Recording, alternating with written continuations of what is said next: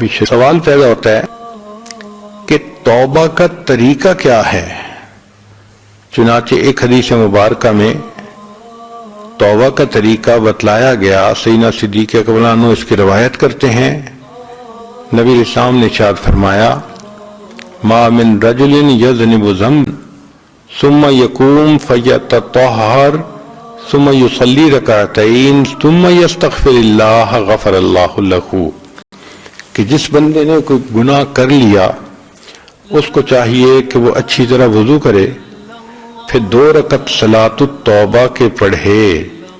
پھر اس کے بعد اللہ تعالیٰ کے سامنے استغفار کرے، اللہ تعالیٰ اس کے گناہوں کو معاف فرما دیتے ہیں۔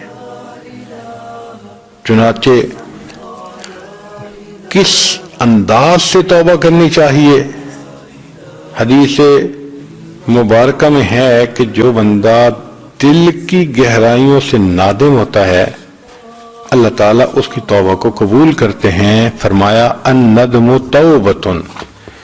کہ دل میں نادم اور پریشان ہونا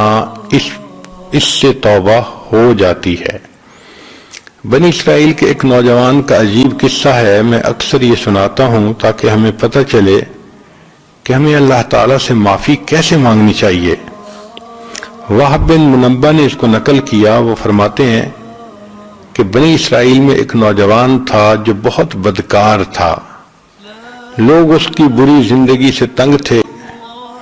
بہت سمجھاتے تھے مگر وہ کسی کی سنتا ہی نہیں تھا۔ بستی والے بہت تنگ ہو گئے اور ایک دفعہ انہوں نے سوچا کہ اب اگر اس نے گناہ کیا تو ہم اس کی پٹائی بھی کریں گے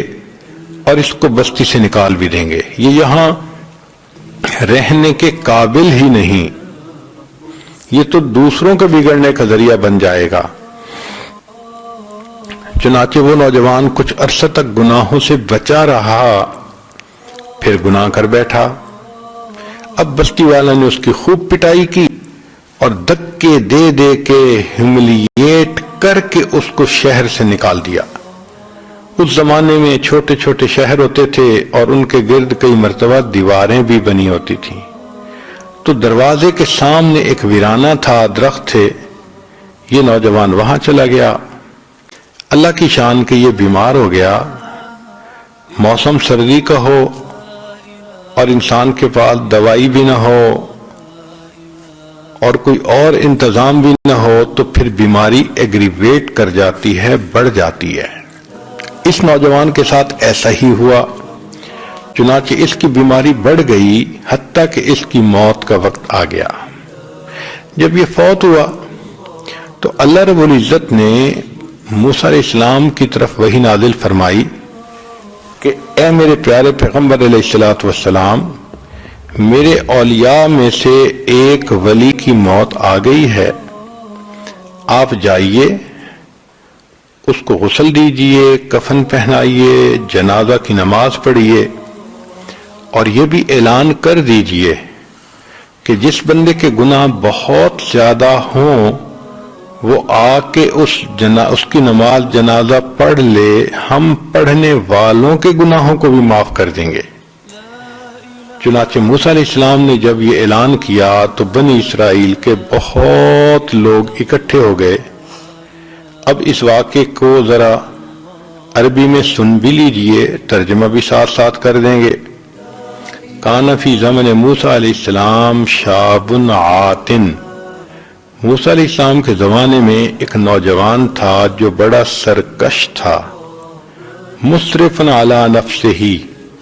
اپنی جان پہ بڑا ظلم کرتا تھا۔ فاخرجوہ من بینہم لسوء فعلہ، چنانچہ بستی والوں نے اسے بستی سے نکال دیا اس کے کرتوتوں کی وجہ سے۔ فحضرتہ الوفاة فی خربۃ علی باب البلد، شہر کے دروازے کے بالکل سامنے جو ویرانہ تھا اس ویرانے میں اس بندے کو موت آ گئی۔ فأوحى اللہ تعالی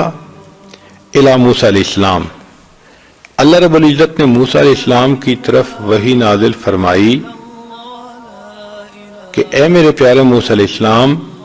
ان ولیا من اولیائی،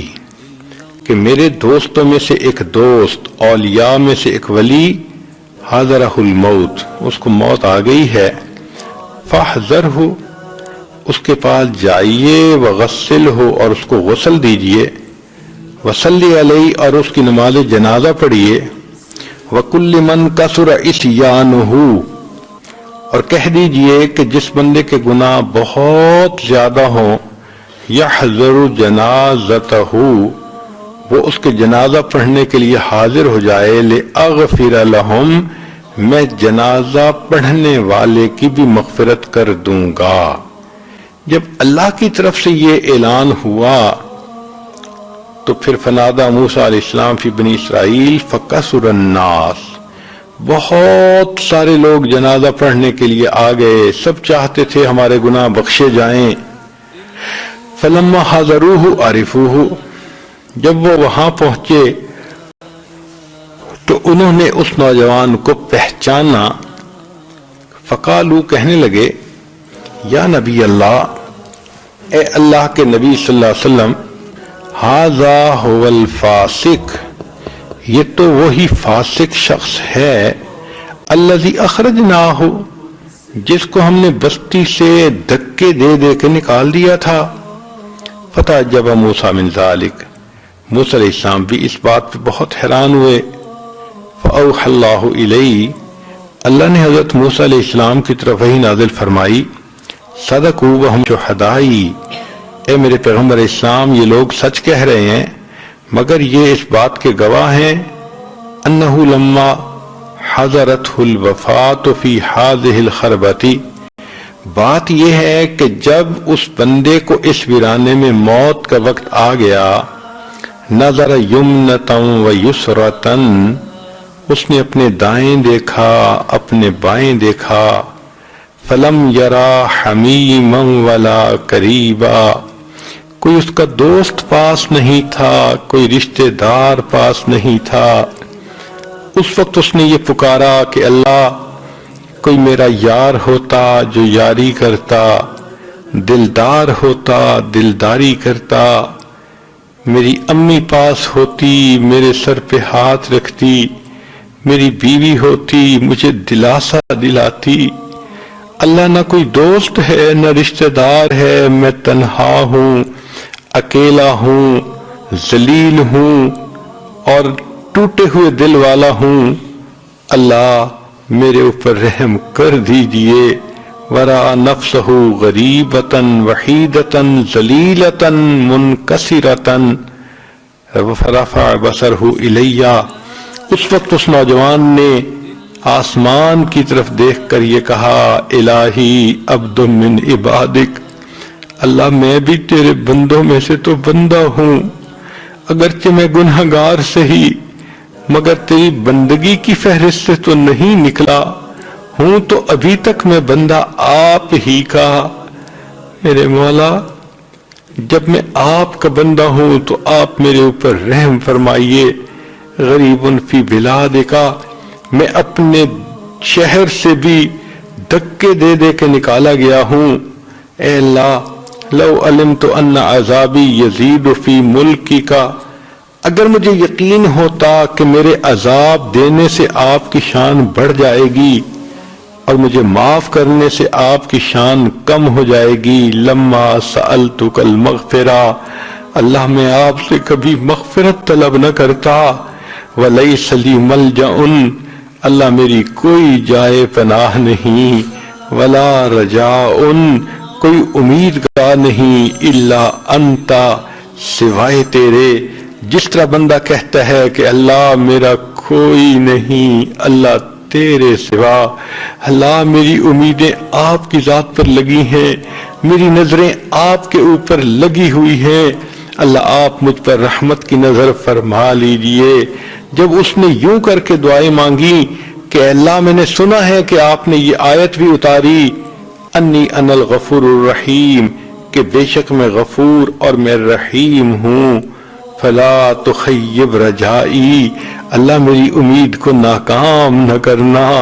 یا موسیٰ،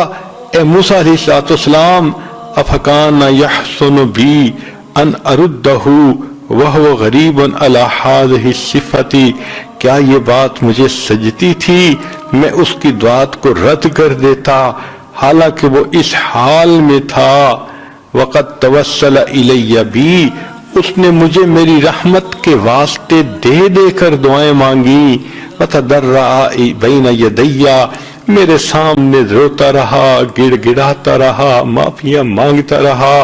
وَعِزَّتِي، موسیٰ علیہ السلام مجھے اپنی عزت کی قسم ہے، لو سالنی فی المذنبین من اہل الارض جمیعا لوہبتہم لہو لذل غربتہ، اگر وہ نوجوان اس وقت ساری دنیا کے گناہ گاروں کی بخشش کا مجھ سے سوال کرتا، میں پروردگار ساری دنیا کے گناہوں کی بخشش بھی کر دیتا۔ اے موسیٰ علیہ السلام، انا کہف الغریب، میں پردیسی کی پناہ گاہ ہوتا ہوں، وحبیبہ، اور جس کا کوئی دوست نہیں ہوتا اس کا دوست میں ہوتا ہوں، وطبیبہ، اور جس کا علاج معالجہ کرنے والا کوئی نہیں ہوتا اس کی تیمارداری کرنے والا میں ہوتا ہوں، وراحمہ، اور جس پر کوئی رحم نہیں کھاتا اے موسیٰ علیہ السلام اس پر رحم کھانے والا میں ہوتا ہوں۔ یہ پروردگار اتنے کریم ہیں،